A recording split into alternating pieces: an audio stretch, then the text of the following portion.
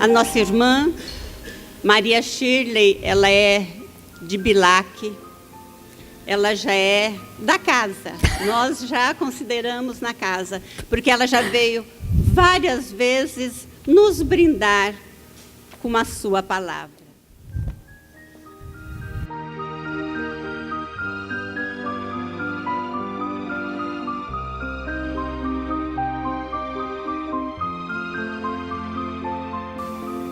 Boa noite, gente linda de Três Lagoas. É diferente, né? Quando a gente elogia.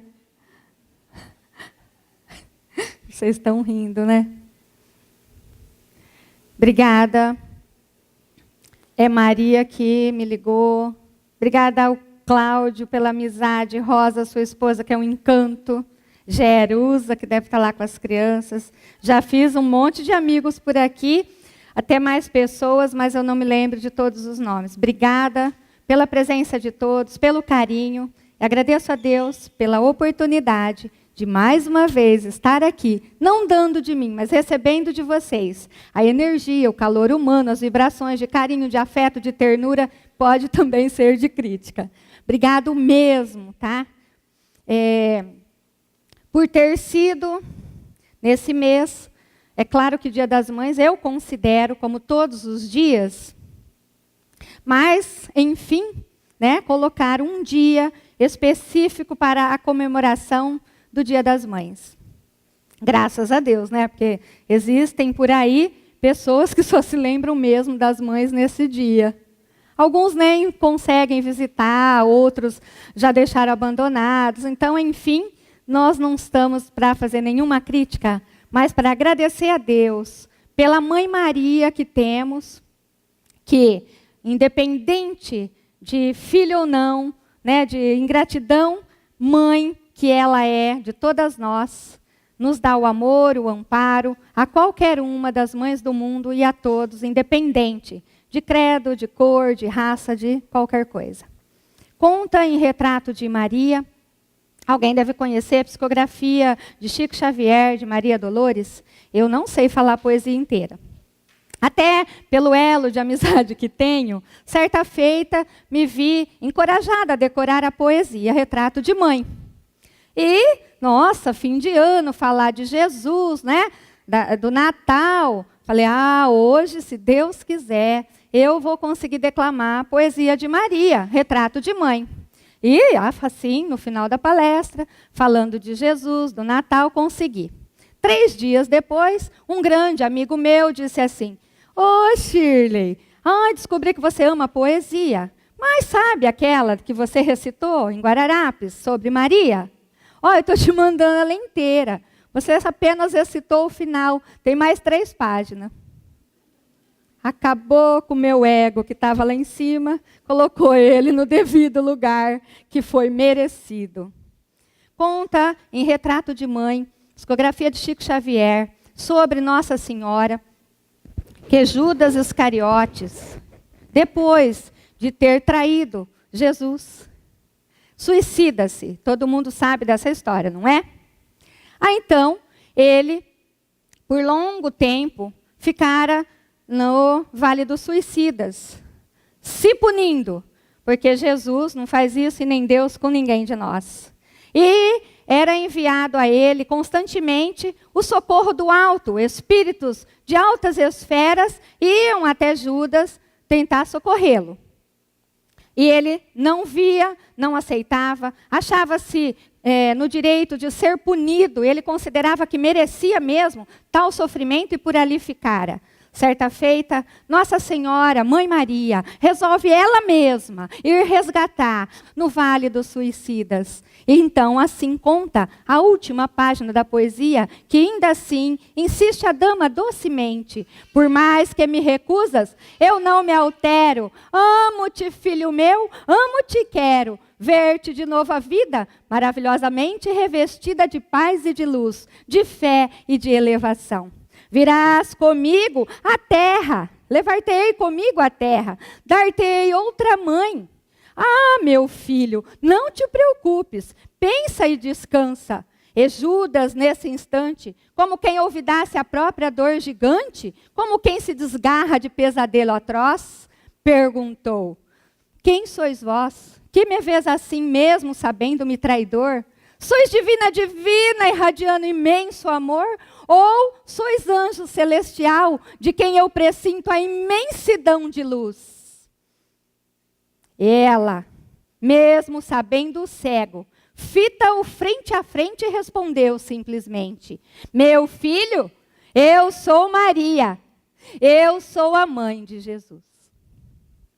Fica aqui a minha homenagem para todas as mães, daqui de Três Lagoas, de todo o mundo, porque ser mãe é um privilégio, uma dádiva divina, a quem eu considero que, Senhor, cubra de bênção todas as mães do mundo, para que sejamos fortes o bastante para caminhamento de almas que são colocadas em nossas mãos, para colocá-los no caminho do bem. Vamos falar do Evangelho, do capítulo 19 hoje, a fé que transporta montanhas. Eu rio, choro. Eu dou gargalhadas, às vezes até exagero. Muitas vezes eu me sinto uma leoa de tão forte.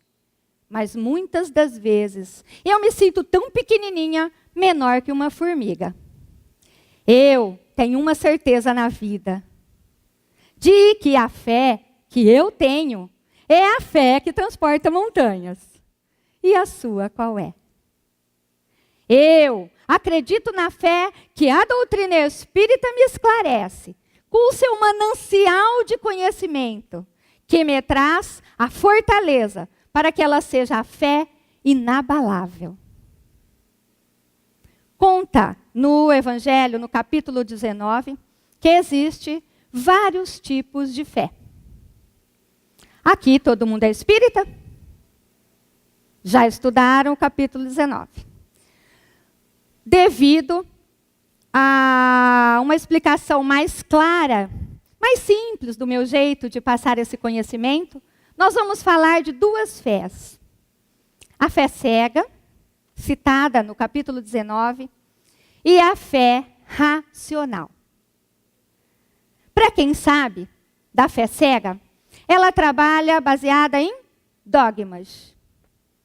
A fé cega traz com os seus dogmas certa incredulidade, porque faz com que as pessoas acreditem naquilo que foi preparado para seguimento de certas crenças. E Kardec fala disso também nesse capítulo, que há certas crenças que nos impõem condições de seguirmos, mas que não nos convencem.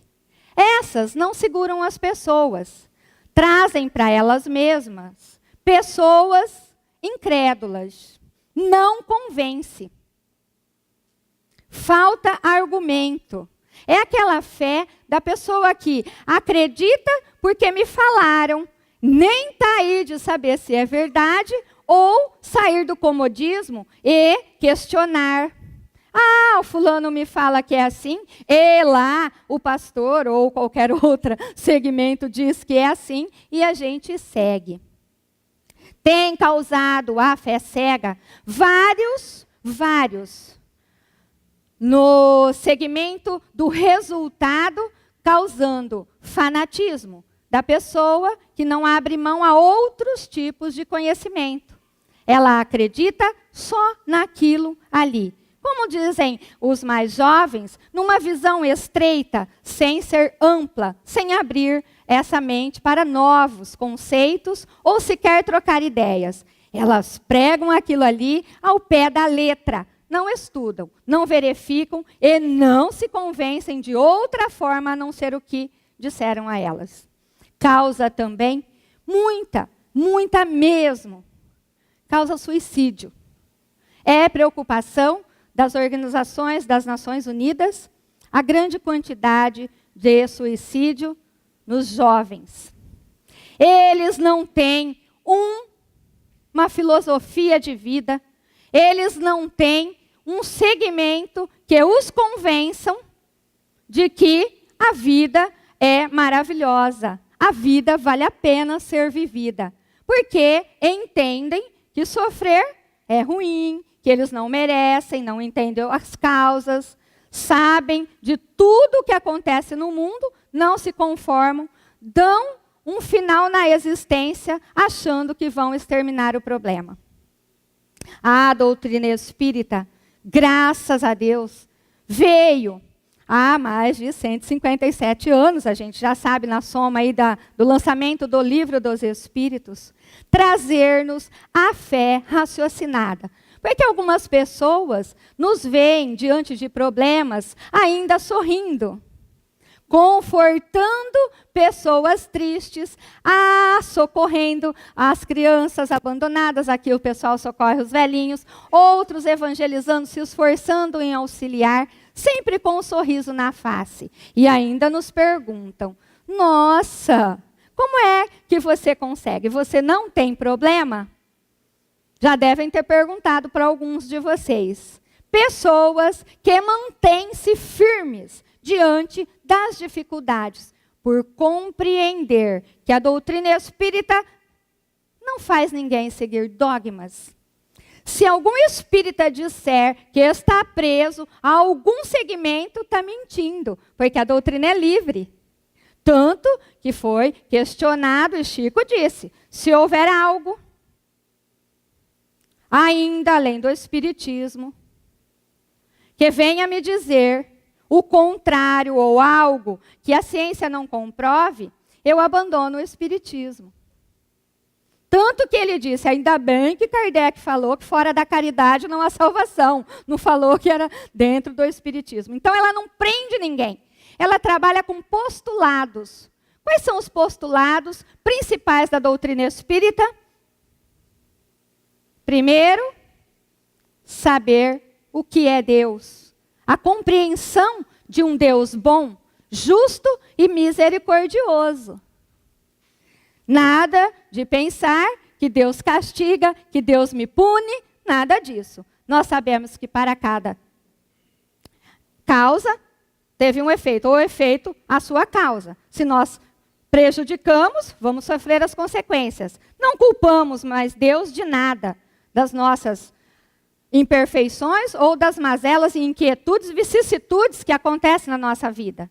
Nós compreendemos que há postulado que vem seguindo, nos mostra a comunicabilidade do nosso plano para com o plano espiritual. Mostra-nos a possibilidade de voltarmos aqui quantas vezes nos forem necessárias, através da pluralidade das existências, chamada de reencarnação. Ninguém nos engana dizendo, olha, nós vamos ressuscitar, né? Depois, nossa senhora, a ciência já provou que esse corpo vira verme, que o verme vira outra vida. Então, não vai contra a ciência.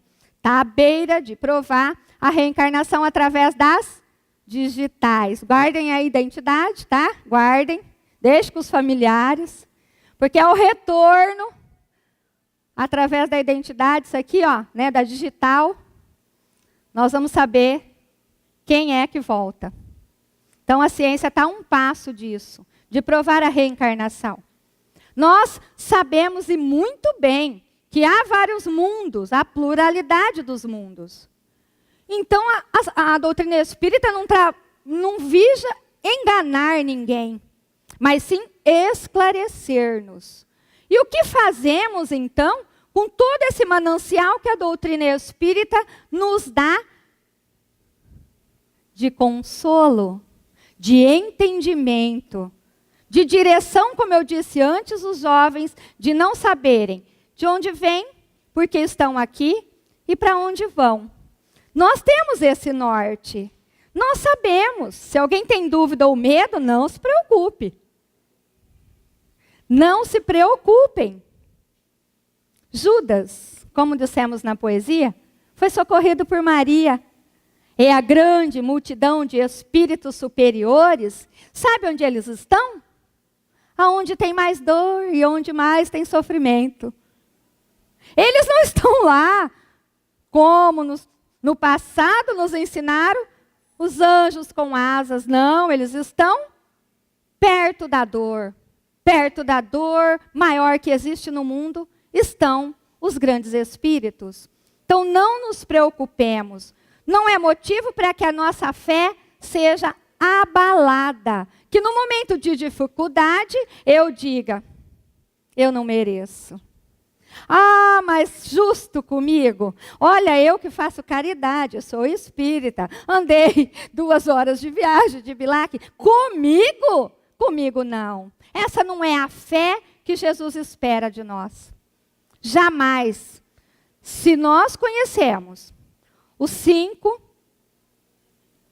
noções básicas aí, que a doutrina espírita nos traz, que é conhecermos o livro dos Espíritos, o livro dos médiuns, o Evangelho segundo o Espiritismo, céu e inferno e a Gênese, nós temos, gente, muito pouco diante das grandes obras espíritas, mas nós temos a base para não sossobrar, para não cairmos.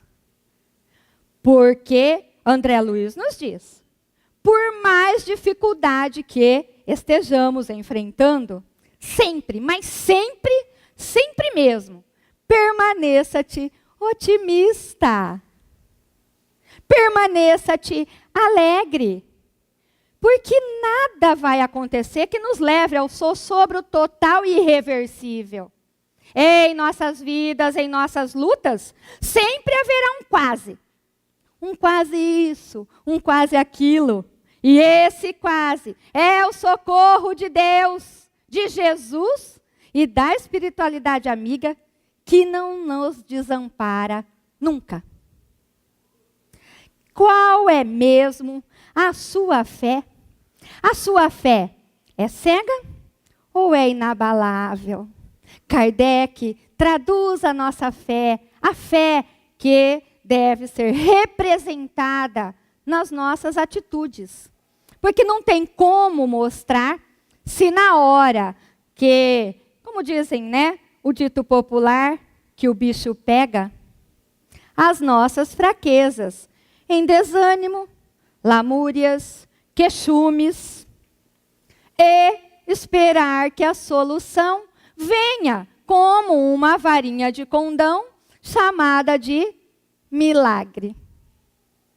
Jesus esclarece muito bem quando se aproxima dele alguém que diz, Senhor, se podes, porque nós, os discípulos, né, tentaram lá socorrer uma pessoa com problema obsessivo e foi até Jesus e disse a ele, mestre, por que nós não conseguimos expulsar?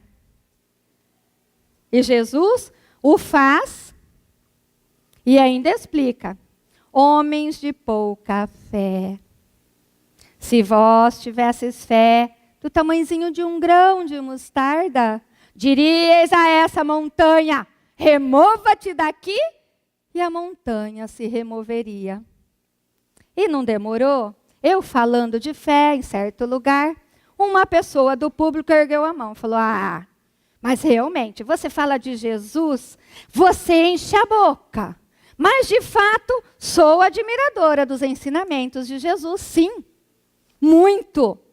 Eu, quando ouço falar de Jesus, nossa, parece que eu nem fico aqui. Parece que eu estou em outro lugar.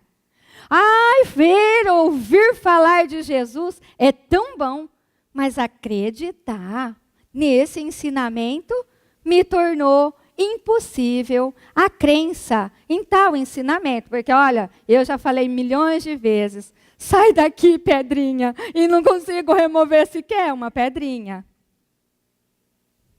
Conta que um discípulo muito assíduo aos ensinamentos, na época de Jesus, questionou-lhe frente a frente, dizendo, mestre, aprendi a admirá-lo. Aprendi por demais respeitá-lo. A sua presença me faz me sentir muito pequeno, mas muito bem e feliz. Algo me contagia ao saber que vós, mestre, vai estar presente aqui a nos falar. Mas eu não compreendo esse ensinamento de quando vós me diz que se eu disser a essa montanha vai se retirar. O sábio, então, diz ao discípulo: olha, querido amigo, é claro que os ensinamentos de Jesus, com tamanha sabedoria, grandiosidade e excelsitude, nós não íamos compreender mesmo.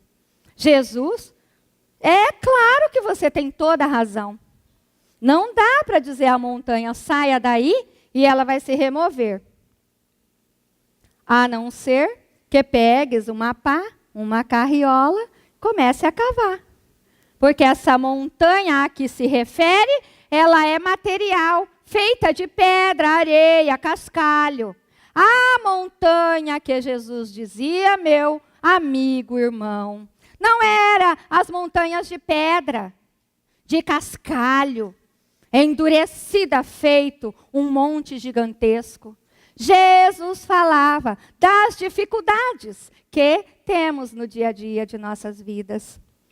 Das maiores dificuldades que hoje a doutrina espírita traz como chamamento de atenção a qualquer espírita, que é a reforma íntima. Remova, meu irmão, as montanhas ainda dentro de ti mesmo.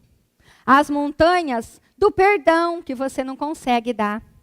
Remova de ti a falta de amor para consigo mesmo. Porque não tem como amar o próximo se não aprendermos a nos amar.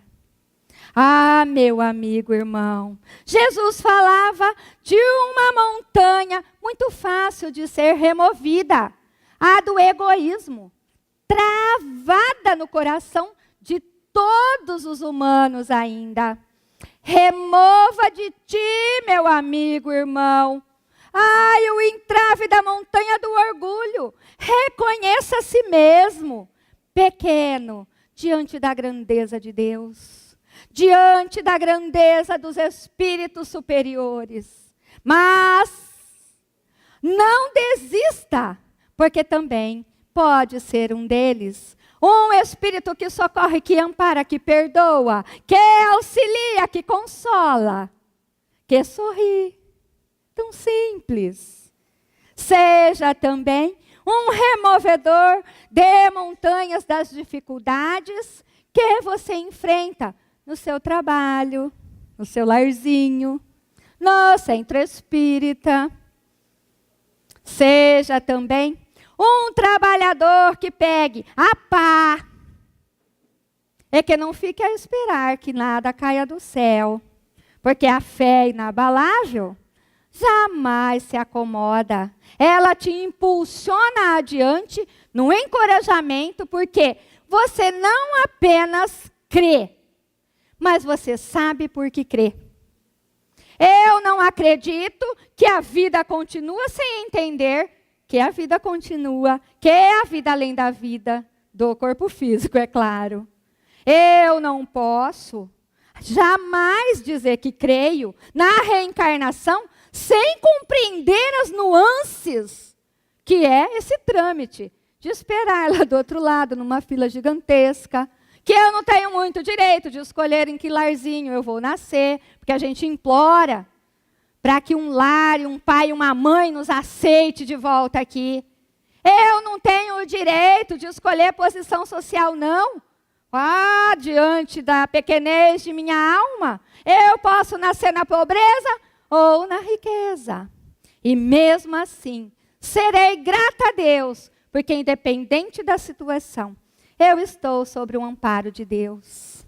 Minha fé tem que ser daquelas mesmo que Kardec diz que fé inabalável é somente aquela que encara a razão face a face, em todas as épocas da humanidade.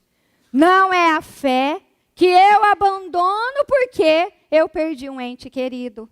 Não é a fé que eu deixo de acreditar porque uma jovenzinha, secretária de um marido meu, me levou um marido há uns 12 anos atrás. Eu tenho que ter uma fé que me sustenta, que me dê compreensão de entender que o outro tem o direito de ser feliz. Que se hoje sofro a dor, foi eu que causei em outras. Ou quem sabe até nessa mesmo, se a gente examinar a consciência. Sua fé tem que ser a fé que te sustenta, que te ensina que as explicações da doutrina espírita servem de consolo ao seu coração, mas mais ainda ao seu espírito. Porque quando a gente não está diante da verdade, a gente não tem consolo. Quando a gente não está diante do conhecimento em que a ciência nos prova, nós deixamos essa crença para trás.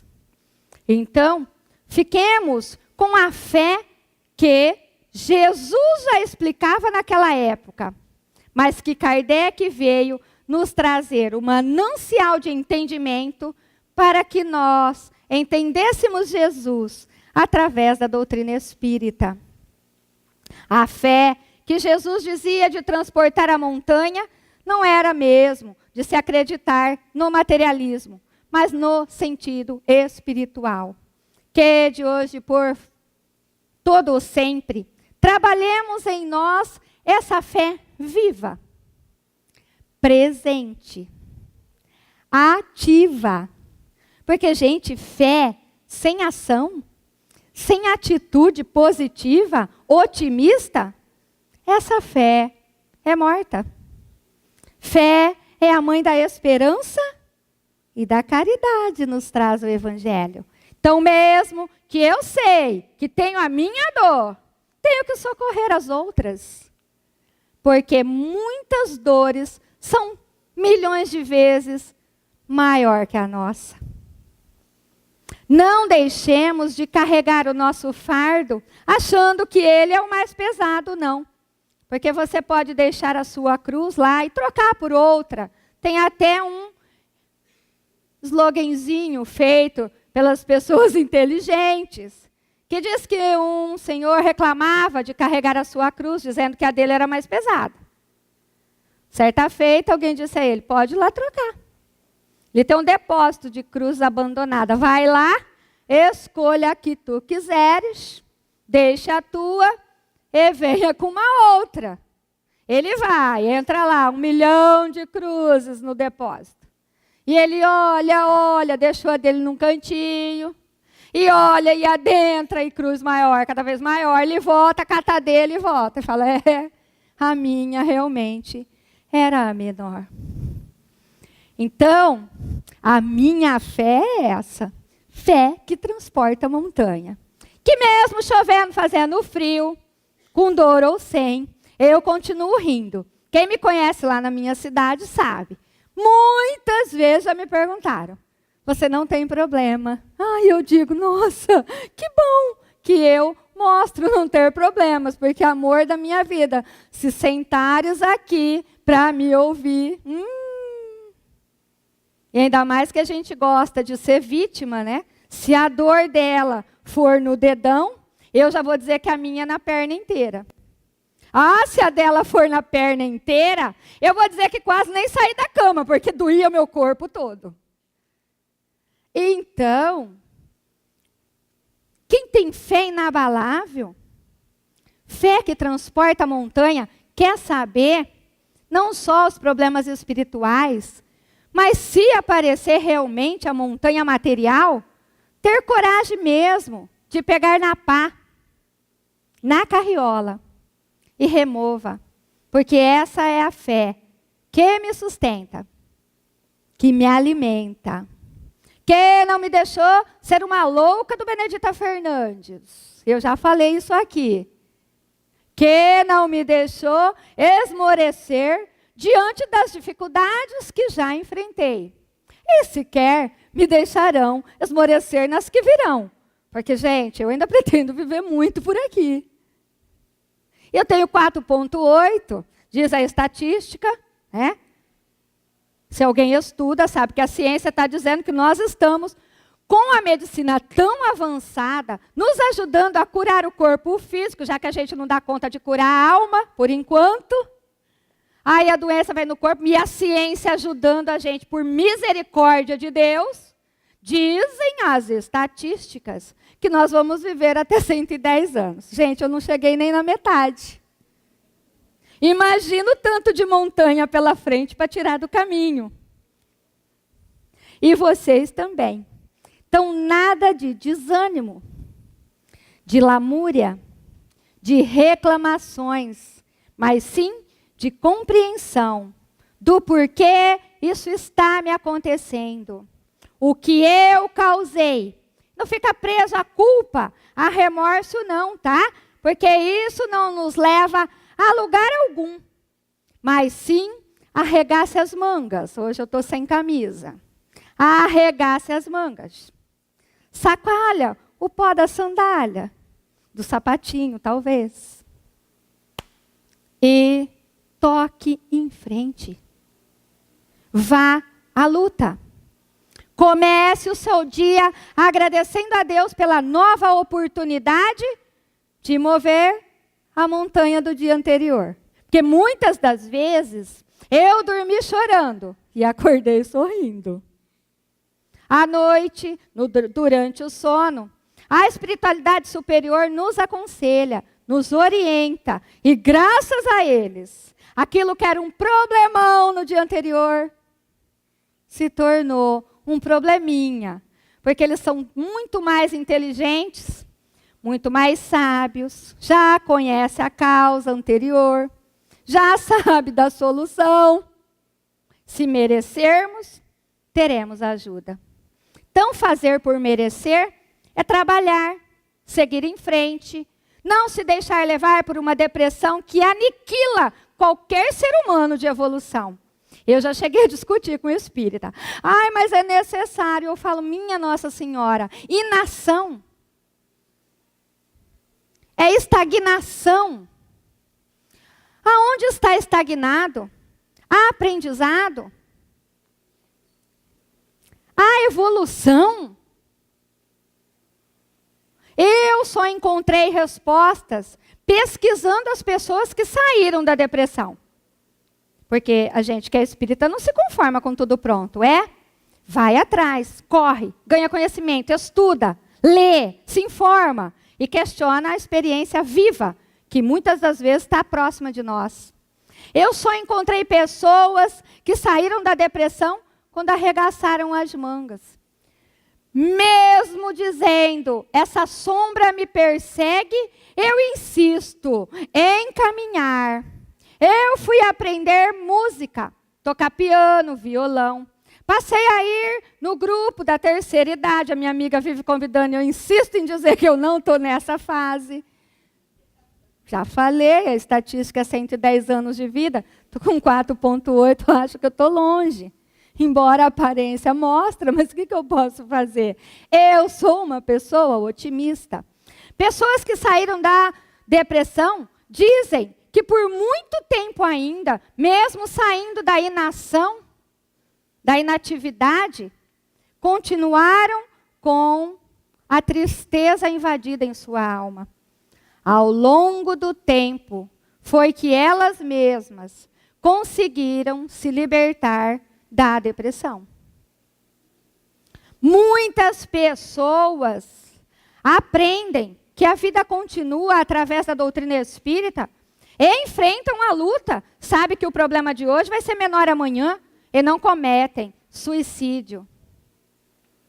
Então, tomara mesmo que num porvir que não seja muito longo, a gente não ouça mais falar em suicídio dos jovens, que não estão encontrando uma razão para viver. Tomara que nós, como missões, que eu já li outra feita, um amigo dizia que ser pai e mãe não era missão. E graças a Deus no Evangelho está que é. É missão e dever dos pais encaminhar os filhos para o bem. E eu me senti tão feliz, porque embora duas grandes almas foi colocado lá no meu larzinho, como duas filhas que tenho, já são evoluídas, nem precisava da minha direção, mas eu já me sinto já cumprindo como a minha missão de mãe. Eu tenho uma filha chamada Larissa, com 25 anos, formada em psicologia, e que há tempos atrás eu dizia, ai, para com isso, faz outra profissão, pelo amor de Deus.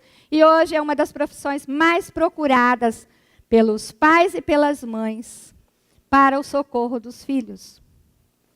Tenho uma filha com 21 anos, chamada Isabela, que faz 5º ano de Direito.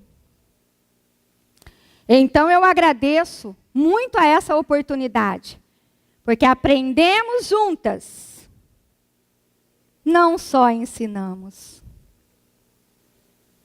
Então que a nossa fé, a sua, a minha, que eu não tenho dúvida que é a fé inabalável, que Kardec prescreveu no ensinamento que nos trouxe, esse legado maravilhoso, nos sustente nas horas das alegrias, mas também nas horas de tristeza. Que nos sustente em todas as horas das nossas vidas. Que não nos deixe abaixarmos a cabeça. Chorem se for preciso, mas que o choro não perdure. Que logo você coloque um sorriso no rosto e volte a viver. Nós vamos deixar o exemplo de Simeão. Serve como homem de bem, mas um homem também de fé.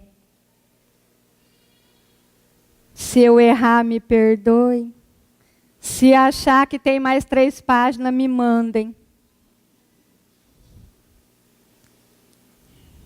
Também, psicografia de Chico Xavier, através das mãos de Maria Dolores. O irmão do caminho.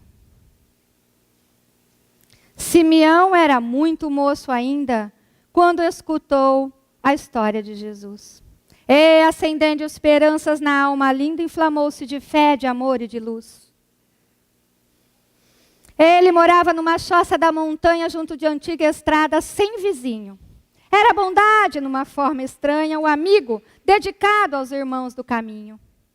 Ele lia os ensinamentos do Senhor, mas afirmara precisar da ação que lhe exprimisse o grande amor, na fé que ele decidira praticar.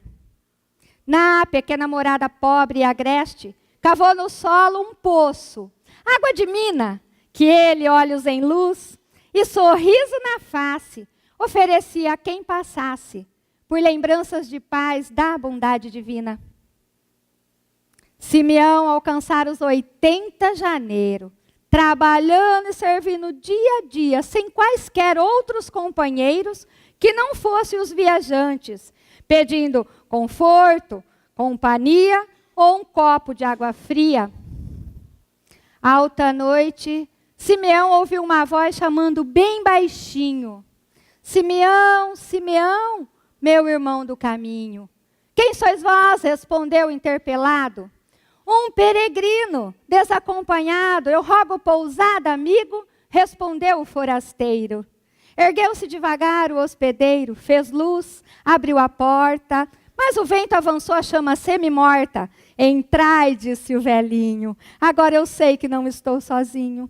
O velhinho, entre passos mal firmados, sempre movimentando a luz acesa, trouxe a bacia de água morna e leve, mergulhando-lhe os pés ensanguentados. Disse ao viajante tomado de surpresa: Nossa, quanto sangue verteis, como tendes andado? Disse o estranho viajante, deu-lhe então essa resposta leve: Oh, meu amigo, Deus lhe pague assistência bem-vinda, mas eu creio que devo andar por muito, muito tempo ainda. De joelhos, Simeão, em-lhe lavando os pés com infinito carinho, ao tocar-lhe nas crostas das feridas, a fim de removê-las, viu nelas 2 chagas abertas. eram 2 estrelas. O velhinho assombrado buscou fitar-lhe a mão com ternura e respeito e viu nelas grandes marcas da cruz, luminosas e belas, ampliando-lhe o fulgor que lhe envolvia o peito, e ele grita chorando de alegria: Jesus, Jesus, sois vós, Jesus. E o Senhor, erguendo as mãos em luz, disse abraçando o ancião: vinde a mim, Simeão. É chegado o teu dia de repouso e de luz no mais além. Simeão esqueceu a velhice e o cansaço, pousou-lhe a cabeça em seu regaço. Ao amanhecer, outros viajantes chegaram como dantes, pedindo reconforto, companhia, mas viram que Simeão, embora sorrisse de joelhos, já se encontrava morto. Obrigada, pessoal de Três Lagoas. Um beijo no coração de vocês.